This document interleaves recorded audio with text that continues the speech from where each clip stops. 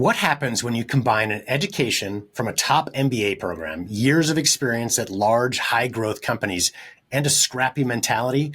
Today's guest turned that combination into her own successful venture, and she shares actionable learnings to raise capital, get into retail, and grow your business. Are you looking for new ways to make your sales grow? You've tried other podcasts, but they don't seem to know. Harvest the growth potential of your product or service as we share stories and strategies that'll make your competitors nervous. Now, here's the host of the Harvest Growth Podcast, John LeClaire. Welcome back to the show. I'm really excited to have Leslie Danford on the show with us today. Now, she is the founder and CEO of Vitaminis, and she's going to talk more about what that product is. It's a really compelling product in the food and beverage space, and she's got quite a background where she learned and brought a lot of those learnings into play in this new venture. She'll share some of those learnings that you can apply to your own businesses as well, but some really cool stories along the way. Now, this is a relatively new business. It was started back in 2020 and did not take very long to actually launch into the market, which is not easy to do. For any listeners that are in the food and beverage space, it's difficult to get through regulations and find the right manufacturer and formulation and tasting, everything that's involved. And so we're going to talk a little bit about how she was able to launch successfully, but also quickly, and talk about, again, her background. Now, she has a great background working with large companies where she's been in the food and beverage space, as I mentioned, but she's also, I would call, a classically trained marketer outside of the experience itself, but also in education, coming with an MBA from Harvard University, not too shabby, as well as a BA from the University of Chicago, where we share actually a degree from there. So that's where I got my business school degree. So we can chat a little bit about that, or certainly did before this call. Have a little Chicago roots behind us. But Leslie, I want to first welcome you to the show and thank you for taking the time today. Thank you so much for having me. I'm excited to be here. Let's start off first. If you could explain what is Vitaminis and explain how you came up with the idea. Yes. So Vitaminis, my overall vision is a clean label functional food and beverage brand, delivering great nutrition without all the trade-offs in tasty little bites and sips. But our first two products are these two juice shots. So they, no strong flavors. So these are not like ginger, pepper, turmeric shots. They're shelf stable. This one is orange pineapple juice with vitamin C, zinc, and magnesium for your immune system. And this one is a berry banana juice with probiotics and fiber for your gut. So we have these two products. I'm working on a third shot. And then long term, I'm envisioning little bars, little bites, all whole food based, no added sugar, clean ingredients. So how I came up with it, I have always been a holistic health and wellness junkie. So I'm one of these people that really believes if you take care of your body, you put good nutrition in, you will have better health, not just like not get sick, but just have more energy and vitality and all that. And at the same time, it can be really hard to get all your nutritional needs met through food alone, especially if you're busy, you've got kids, whatever. So I looked at supplements, and I've taken supplements, but I don't love them. Like pills make me nauseous, so I have to kind of make sure I don't have an empty stomach and all this stuff. And then gummy vitamins, everyone's tried them, but they're so sugary. And then our dentist has actually started like warning us away. Like there's a sign on the counter that says like, do not take gummy vitamins regularly.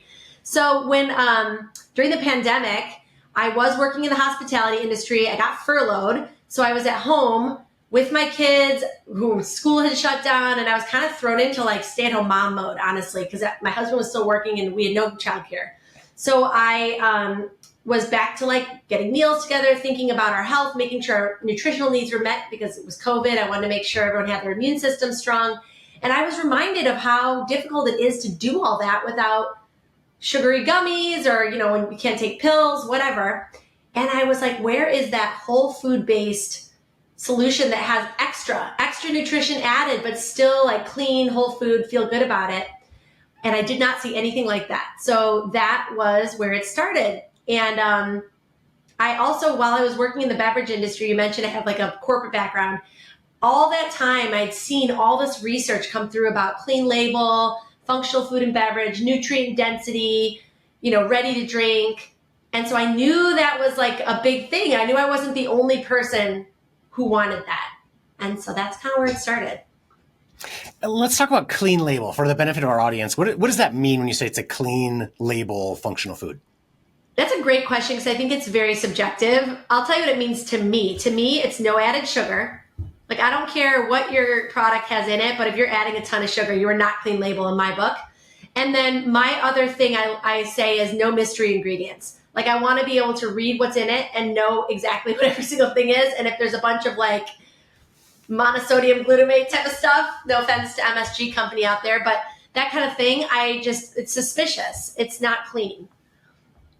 Yeah, and I think I've got a bottle in front of me here, and it does, I will, for the sake of the audience, it is delicious. And you can tell it's very different from, something that's, I would say, a pure vitamin, right? You've got the natural or whole foods in here that make the difference, and the ingredients. I can pronounce everything. I know what everything is on the label. That makes such a difference. And it's, you're consuming something healthy by the taste of it, but also by looking at the ingredient label as well. Yeah, thank you. Yeah, this one that you're looking at is only 7 ingredients and water. It's so simple, but it's like juice and vitamins.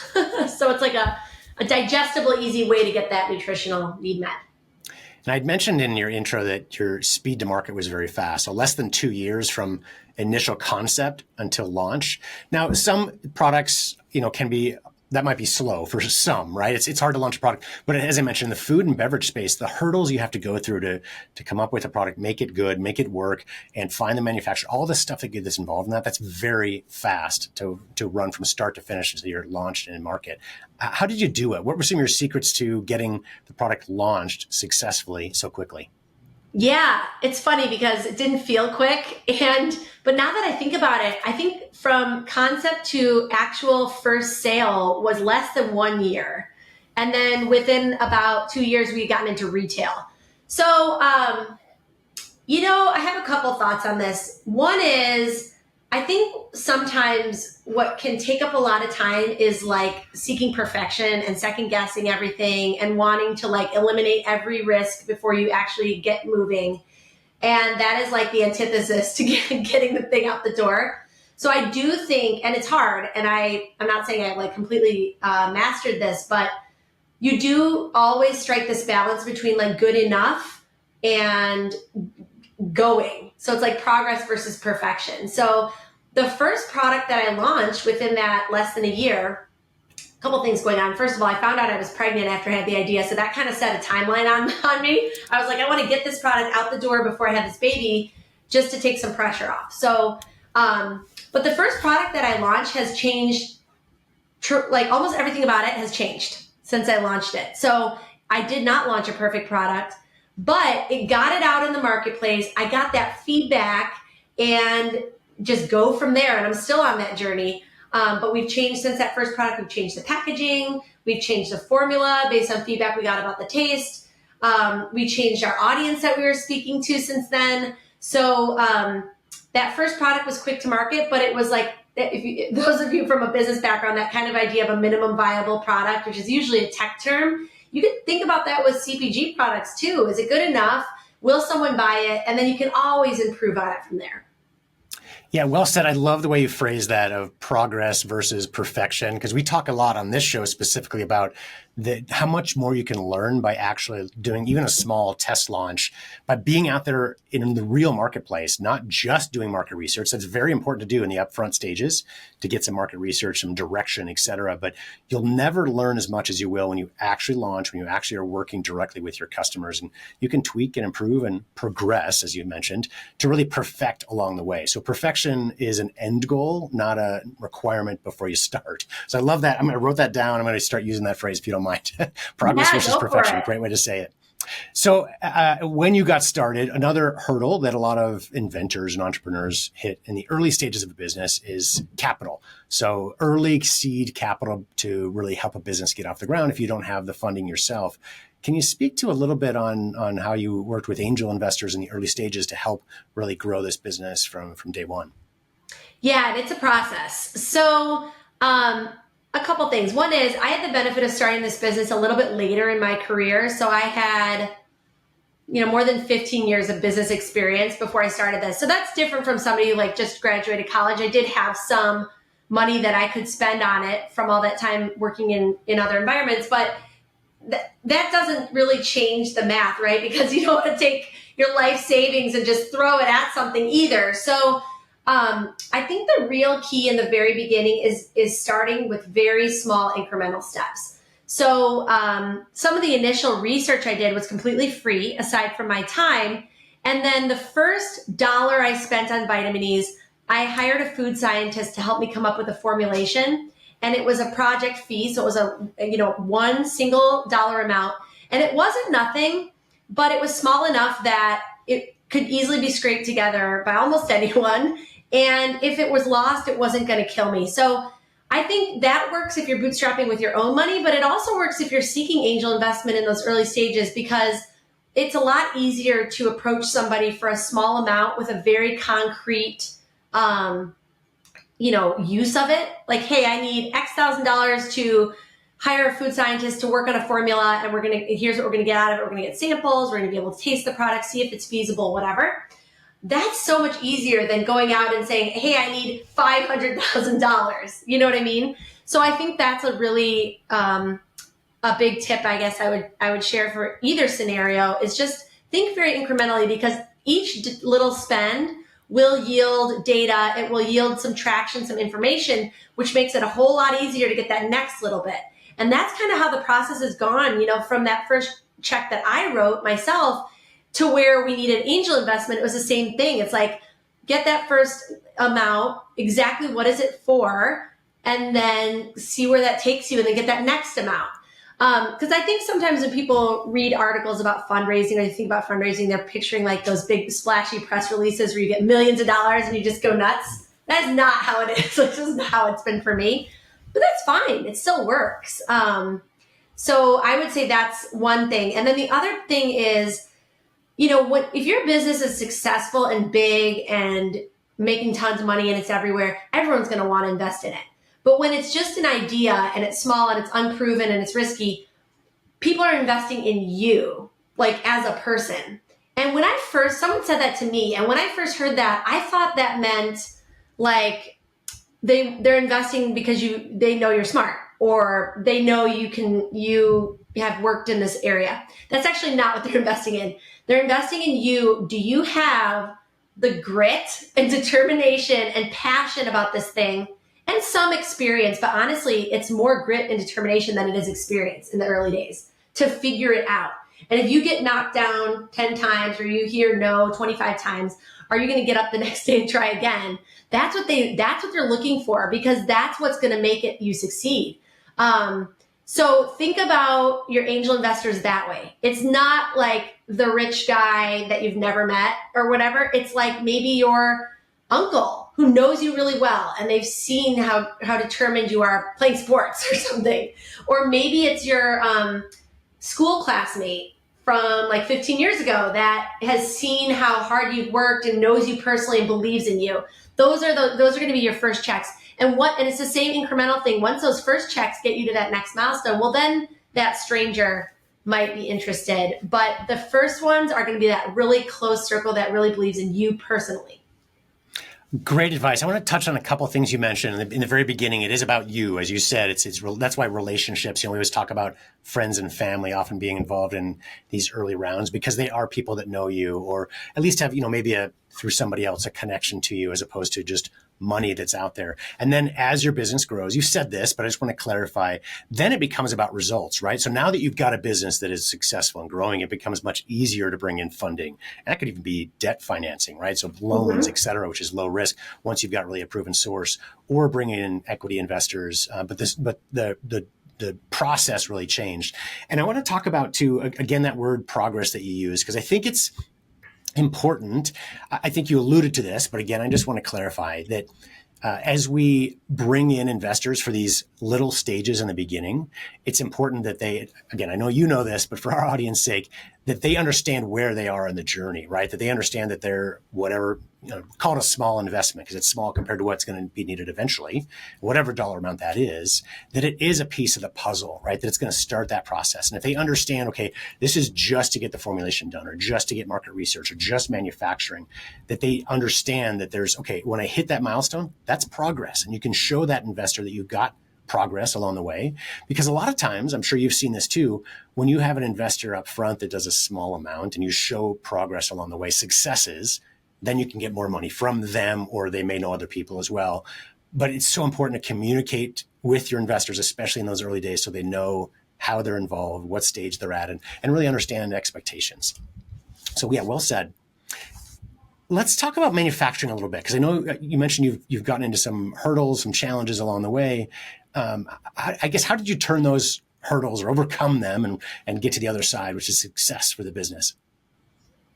I don't have a secret answer for that, because it just varies. But, someone once said to me, at any given time in your startup, you're either going to have a lot of hope and optimism or money or both. And if you don't have either, you're done. Because if you don't have any money, but you got a lot of hope and optimism, you could go out and find the money. Or maybe there's a day where you don't really have a lot of hope and optimism, but you still have money. So you're still going to keep running the business for another day and you can keep going. I really think that's true because, there have been times where I've been told no, maybe 10 times. And I'm literally sitting here like, what do I do next? Because, there's no playbook. There's no one, you don't have a boss to tell you. You just have to wake up every day and think of something to do to move things forward. And that can be really tough when you've had a bunch of different avenues that you thought you were going to go down, have not yielded. And so on those days, you just get up. I mean, I have one particular story I like to tell. I've been trying to get into retail for a couple of months, and I did all the online applications. I networked with all the people I knew at these retailers. I did all the things, sent out all the samples, and every single one of them said, come back when you have actual retail data. So basically no one wanted to be first. So I was like, well, what do I do? I've been trying to get in somewhere, and if no one will take me first, what do I do? So I literally just got into my car, honestly, because I couldn't think of anything to do. So I was like, I gotta get out of here. So I jumped in the car and I started driving around to retail stores, just thinking I'll check out what's out here, whatever. And one of the stores near my house is part of a chain that had just turned me down, not only turned down my application headquarters, but also had turned me down when I tried to network in. The guy was like, listen, you're great, but I can't go around the system. So I went to the local one and I asked for the manager. I started talking to him. He's like, oh, this is interesting or whatever. And he didn't make any promises, but he seemed vaguely interested. So I was like, okay, I'm gonna go back again. So I went back to that store, I want to say 6 or 7 times. Oh, gonna do my grocery shopping. Oh, what a coincidence. There you are again. Hey, have you thought about that product? And after 6 or 7 times, this manager finally was like, okay, we can give it a try in our store. And so as soon as he said that, I was like, I got to make this thing successful. So then I was sampling and making sure the product was moving. And when he saw that it was moving, I said, hey, would you be willing to recommend this to your local peers, a handful of the other managers in the area that you know? And he said, sure. So he sent the message saying, hey, there's this new product. It's local. It's doing pretty well. And of course, nobody took that email and just ran with it, right? So then I had to go follow up with all those guys a bunch of times. But what ended up happening is I eventually got into those handful, I think it was 10 stores.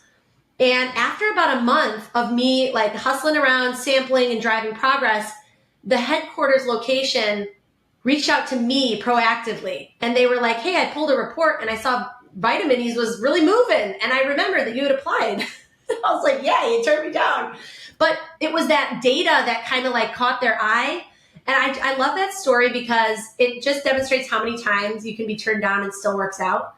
Because sometimes you get turned down and you think oh, that means my product isn't good. No, it might just mean that it's just busy or they just didn't receive the email or whatever, who knows.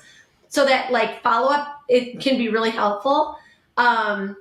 And I also think it's a great story because I literally got in my car only because I had no idea what to do. And I was like, I got to get out of my house because there's nothing. It wasn't oh, they accepted me and I'm launching now and everything's great. So I think that is that story kind of covers what I've been through on a lot of fronts. Fundraising, trying to get into retail, trying to convince anyone of anything. It's you might get turned down a whole bunch of times, but if you can get that little toehold to just show that it works. And on that note too, I also don't want people to hear this and think oh, well, it just got in and it just worked. No, I mean, I had to go in there and make it push it, it's going, but it worked, so. it's, it comes back to that same word we keep talking about, which is progress, right? It's getting, you have to show the retailers a little bit of progress too, right? It's so risky for them to take on. They've got limited shelf space. They're not going to grow their stores. So to bring you in, they got to kick somebody else out, right? To fit on the shelf. And they want to see some sort of proof of concept or proof of success along the way. So a little bit of progress, either could be a competitive store. Once you get into one chain, it's easier to get the others, right? Once you get into one store, you can grow to eventually get into all of them. And it's showing progress along the way. That's a great story. I think great example for really all of us to listen from and follow. Are there, Leslie, really quick before we move on, the retailers definitely have FOMO, right? So like if you're like, oh, we've been selling really well at this other store. So I think that like part of me wondered if that was like not good to let them know that they're a competitor. And there are some retailers that, like, for example, I've heard if you're in like a big national chain, some of these local places don't want you. But the reality is like they all want the hot new product. And so you got to work that. Absolutely. And you can use your local store, like maybe your local store where you do your grocery shopping, maybe it's a mom and pop single location, but if you can get your product in there and get it moving and produce some data, you can take that around to people. Love it. Love it. Well, Leslie, are there any resources that you would recommend that have been helpful for you in your journey? Yes. So I mentioned this before we started recording, but there's a wonderful group that I am very involved in that I've used a lot in a lot of different ways called Startup CPG. And it is specific to consumer product companies, CPG, consumer packaged goods. So starting a consumer brand is a very specific type of startup versus like, a tech platform or something like that. But this group has 20,000 members in a Slack channel, and you could just throw your questions out there. Has anyone ever dealt with this problem? Does anyone know anyone who does this kind of work? And that's been amazing. Along those lines, I definitely get a lot of value out of these networking groups. And sometimes it feels like, I don't have time to join a weekly Zoom call and just chit chat. But the reality is you come away from those calls with connections, answers. Maybe it's a call where you're giving help, but on the next call, you're getting help. And those relationships can be really, really valuable, especially as a solo founder when you're kind of like navigating everything on your own. It's like your coworkers. So those are great resources that I recommend people take advantage of. That's great advice. Well, is there anything I didn't ask you that you think could be helpful for our audience? We touched on it a little bit, but I think that just knowing that this entrepreneurial path is challenging, not just because it's a lot of hard work, which I thought originally being a startup founder was going to be challenging because it's hard work. And I was like, I can work hard. That's not the challenging part. It's like the mental part of like, you don't know what's going to happen. There's no guarantees. No one is giving you all the affirmations you want. You're sort of like feeling around in the dark. Just knowing that that's kind of normal. I had a conversation with someone probably in the first year of Vitaminis where I was just really like struggling with the whole thing. I was didn't get the traction yet. I hadn't gotten the data yet. And I, wasn't getting a lot of positive feedback at that particular time. And this person said that to me, and it changed my perspective so much because I thought maybe I wasn't getting traction because my product wasn't good or my idea wasn't good. And that's really not it, because it takes time to build your traction up. And not only that, but you can always tweak your product. You can tweak your formula, your package, your audience, your messaging. You can tweak anything about your product. And there's so many great stories about some name brand companies that you've heard of that started out as a completely different company. So I think kind of knowing that when you're having those moments of like nothing's working, just knowing that's part of the process. And if you can just keep going and find that new angle or that pivot or take that learning and do something with it, you will eventually make it. Very true. Great advice. This has been a really fun interview. I do want to encourage our audience, please visit Leslie's website, which is vitaminisbrand.com. The URL is in our show notes. Also in our show notes or below this video if you're watching it on YouTube, or look on our website, harvestgrowthpodcast.com. There's a URL where you can go to and enter your email address for a chance to win a bundle valued at $70. Leslie, what's included in that bundle? Yes, please drop your email and we will choose a winner to start with this bundle. You can get a 12-pack of either our immune support product or our gut health product and a shaker tumbler for mixing your juices and smoothies and kickstart your health journey. So please join our email, and we've got great email content. We have recipes, expert interviews, educational topics about your gut and your immune system, stuff that like will blow your mind about how these things impact your mental health and all sorts of stuff. So yeah, join our email list. It's great. I also want to say, did you know you can meet with a member of my team absolutely free for a 30-minute strategy consultation? We've launched and grown hundreds of products since 2007 and learned some of our strategies while growing OxyClean back in the Billy Mays days. We're here to help, so please go to harvestgrowth.com and set up a call if you'd like to discuss further.